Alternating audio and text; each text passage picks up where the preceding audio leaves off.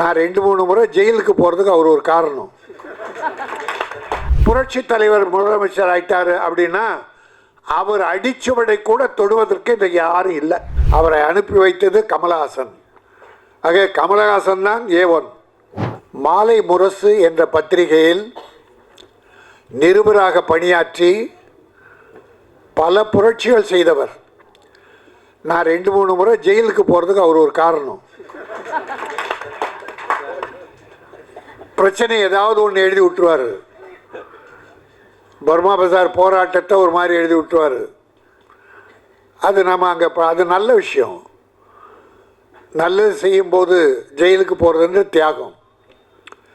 அப்படி இந்த திரையுலக என்னுடைய KR தான் திரையுலக அத்தனை பேர் ஒன்று சேர்த்து இந்த ஏராம் பிரச்சனை பர்மா பஜார் என்னை அரெஸ்ட் பண்ண 50 போலீஸை போட்டார் கமிஷனர்.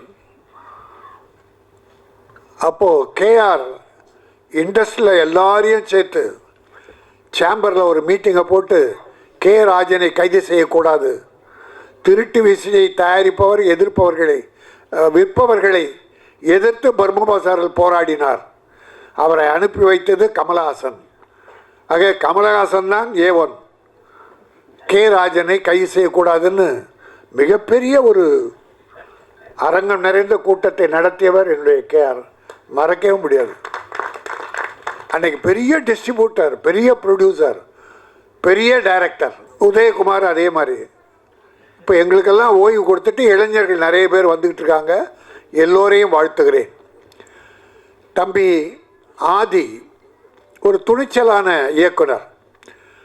சிலந்தின்னு ஒரு படம் பண்ணார். சிம்பிள், வெரி சிம்பிள், செலவு கம்மி, ஆனால் சூப்பர் ஹிட் படம். எதிர்பாராத பெரிய வெற்றி. அவ்வளோ விஷயம் அதில் இருந்தது, சஸ்பென்ஸ். அந்த அப்போ தான் பார்த்தேன், என்னடா நிருபராக இருந்துக்கிட்டே அவன் என்ன பண்ணியிருக்கான், எல்லா படங்களையும் பார்க்குற வாய்ப்பு இருக்கு இல்லையா. அதில் நல்ல படங்கள் எப்படி வெற்றி பெற்றது, ஏன் இந்த படங்கள் தோல்வி அடைந்தது என்பதை ஆராய்ந்து நல்ல விஷயமாக, வெற்றி விஷயமாக குறைந்த செலவில் பண்ணி கொடுத்தான். இப்போ இந்த படத்தை கூட பார்த்தீங்கன்னா எல்லாமே நல்லா இருக்குது. சாங் சொல்ல வேண்டியதில்லை, இளையராஜா. அதுக்கு நாம் ஒன்றும் சர்டிஃபிகேட் கொடுக்க வேண்டியதில்லை. அது உலகமே பாராட்டிய ஒரு மாபெரும் இசை ஞானி. அவர் இந்த படத்துக்கு இசையமைக்க ஒத்துக்கிட்டாருன்னா அது எப்படிப்பட்ட கதையாக இருந்தால் ஒத்துக்கிட்டு இருப்பார். கதையில் அவ்வளோ வலு இருந்ததால் தான் இளையராஜா ஏற்றுக்கொண்டார். அதுவே வெற்றி, மிகப்பெரிய வெற்றி. அதில் பள்ளி மாணவ பருவத்து இளம் சிட்டுக்கள் காதல், அப்புறம் ஒரு இளைஞர்கள் காதல், 2 விதமான காதல். அது அழகாக நடந்த விஷயம்னு சொல்கிறாரு. 70% நடந்தது. கற்பனை கலந்து தான் பண்ணுவாங்க. சுவாரஸ்யமாக இருக்கணும்னா கற்பனை கலக்கணும். அது கற்பனையில் சிறந்தவர் என்னுடைய ஆதி. ஆக நகைச்சுவைக்கென்று பல நடிகர்களை போட்டிருக்கார். எல்லாரையும் நிறைவாக போட்டிருக்கார். ஆகவே இந்த படம் மிகப்பெரிய வெற்றி படம் என்பதிலே எந்த சந்தேகமும் இல்லை. அதிலும் அனுபவமிக்க KR தேனப்பன், உதயகுமார், பேரரசு போன்ற அத்தனை பேருமே உளம் நிறைந்து எங்கள் ஆழ்மனதிலிருந்து வாழ்த்து வந்திருக்கிறோம். ஆக இந்த படம் என்ன மரியாதை கட்ட டைட்டில், நினைவெல்லாம் நீயடா டே, என் நினைவெல்லாம் நீயடா. அவ்வளோ லவ், அவ்வளோ நெருங்கிய லவ், ஆத்மார்த்தமான லவ். அந்த காதல் நிறைந்தவங்களை தான் வாடா போடான்னு இந்த காலத்தில் புருஷன் பொண்டாட்டியே வாடா போடான்னுக்கிறாங்க. பொண்டாட்டி தாராளமாக டேய் வாடான்றாங்க. அவ்வளோ பழகிட்டாங்க போட்டு.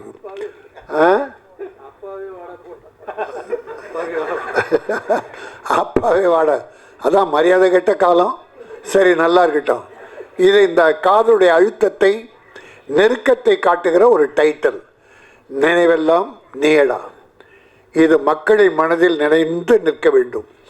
நிச்சயம் இருக்கும். ஒரு அருமையாக ரொம்ப நாளத்துக்கு அப்புறம் அந்த பிள்ளைகளை பார்க்கும்போது, இந்த லவ்வர்ஸ் 2 பசங்க பள்ளி பருவத்து பிள்ளைங்க பேசிட்டு போனாங்களே, நல்லாவும் பேசுகிறாங்க, நல்லா பேசுகிறாங்க. அலைகள் ஓய்வதில்லை. கார்த்திக்கும் ராதாவும் பார்த்த மாதிரி இந்த பிள்ளைகளை, இந்த படம் வெற்றி பெற்றால் அந்த பிள்ளைகளும் கூடவே வெற்றி பெறுவாங்க. அப்படி வெற்றி பெறுகிற போது உங்களை வளர்த்து விட்ட ஆதியை மறந்துடாதீங்க. தயாரிப்பாளர் கஷ்டப்பட்டு எடுத்தால் தயாரிப்பாளர் மறந்துடாதீங்க. ஏன்னா நன்றி என்பது பல ஹீரோக்கள்கிட்ட இல்லை.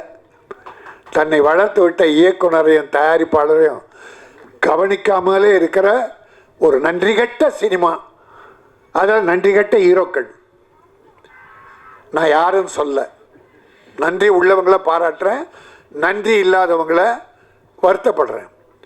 அதே நேரத்தில் இது ராயல் பாபு அண்ட் ஆதியுடைய மேதையானால ஒரு ஒரு கட்டசி சினிமா உலகம் சார்ந்ததால் நடிகர் விஜய் இதுவரை ஒரு சூப்பர் ஹீரோவாக இருந்து அதிக சம்பளம் வாங்குகிற அந்த நடிகர் புதிதாக ஒரு தலைவராகி இருக்கிறார்.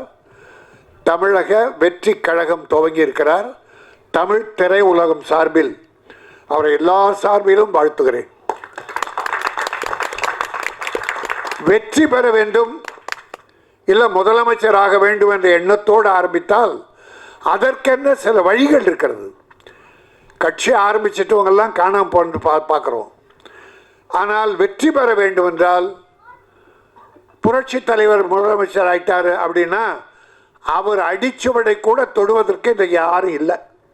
அவர் எப்படி இருந்தார்? காங்கிரஸில் இருந்தார் முதல்ல, பிறகு திமுக வந்தார். திமுகவில் வந்து உழைத்தார், மக்களை சந்தித்தார், இறங்கி கிராமம்லாம் போனார், மக்களோடு மக்களாக வாழ்ந்தார்.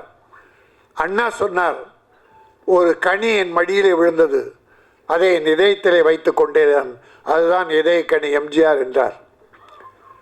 ஆக அந்த அளவுக்கு எம்ஜிஆர் தன்னுடைய வருவாயை வாழ்வை ஏழை மக்களுக்காக அர்ப்பணித்தார். காரணம், அவர் சிறு வயதிலே சாப்பாட்டுக்கும் கஷ்டப்பட்டார்.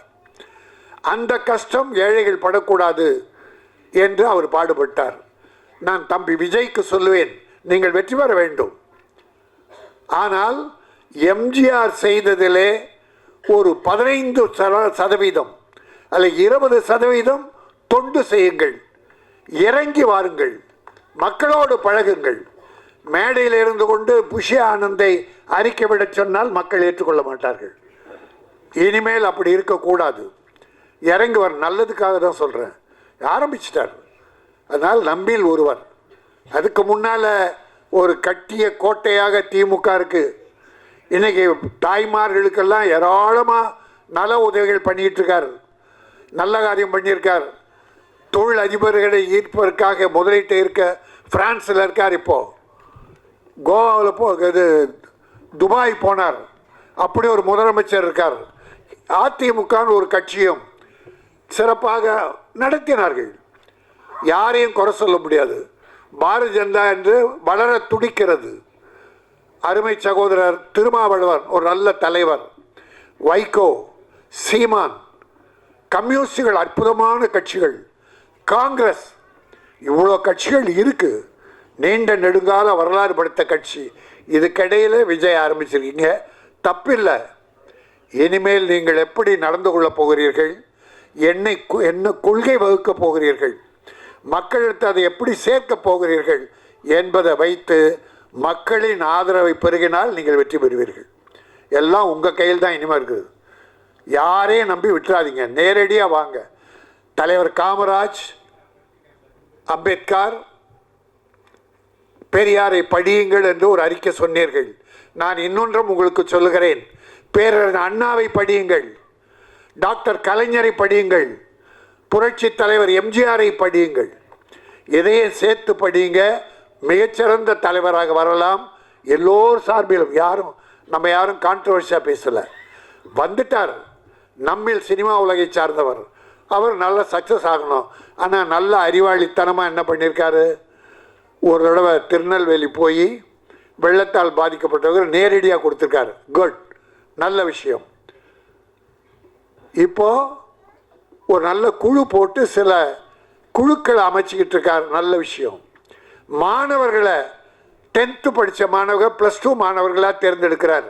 ஏன்னா ஓட்டு அவங்களுக்கு தான் அடுத்து வருது. அது ஒரு நல்ல விஷயம். இப்படி சில திட்டங்கள் நல்லா தான் பண்ணியிருக்காரு இது வரைக்கும். இனிமேலும் அது சிறப்பாக இருந்து மக்களோடு வாருங்கள், மக்களுக்காக வாழுங்கள். இன்னொன்று நான் வாழ்த்துறேன். 200 கோடியே இன்னும் சம்பளம் சொல்கிறாங்க. இனி நான் படம் நடிக்க மாட்டேன், 2 படத்தோடு முடிச்சேன் என்றார். அப்போ 200 கோடியை திறந்துடுறார். அப்போ மக்களுக்காக இறங்கிட்டாருன்னு அர்த்தம். இன்னொரு தலைவர் இருக்கிறார் திமுகவில், உதயநிதி ஸ்டாலின். இன்றைய மக்களோடு மக்களாக அந்த தம்பி போயிட்டு இருக்கார். ஆக அவருக்கு எப்படி போட்டி தரப்போகிறோம் என்பதெல்லாம் நினைத்து நல்ல மாதிரியா மக்களோடு பழகுங்கள், மக்களுக்காக வாழுங்கள். மதம் இதெல்லாம் வேணாம், நமக்கு எல்லா மக்களும் நம் மக்கள் என்று எம்ஜிஆரை வழியாக சிலவற்றை தேர்ந்து செய்தாலே ஒரு வெற்றிக்கு உண்டு. இன்னும் நல்ல விஷயம், 24 போட்டி கிடையாதுன்ட்டார், 26. அப்போ பயிற்சி உங்கள் தொண்டர்களுக்கு கம்யூனிஸ்டுக்காரங்க மாதிரி பயிற்சி கொடுங்க. கள்ள ஓட்டு போடுறதுக்கு ஒரு பெரிய பயிற்சி வேணும் சார்.